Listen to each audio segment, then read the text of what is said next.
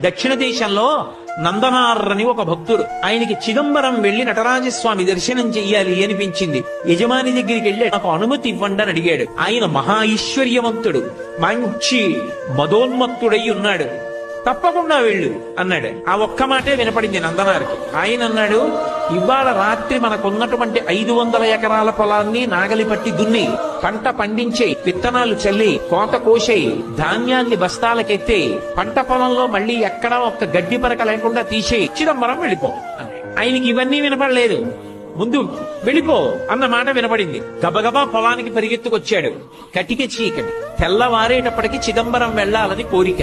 రాత్రంతా నడిస్తే గాని చిదంబరం వెళ్ళలేడు. అవుతుందా? ఒక్కనాటికి అవధానం అర్థమైపోయింది. అయ్యో, చిదంబరం వెళ్ళమన్నాడన్న ఆనందంలో వచ్చేసానే, ఇప్పుడు నేను ఈ చీకట్లో ఈ పొలం ఎలా దున్నుతాననుకున్నాడు. ఒక్కసారి పైకి చూశాడు.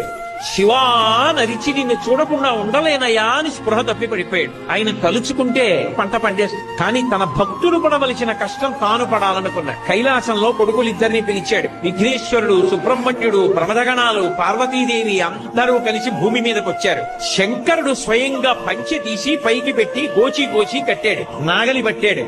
ఆయన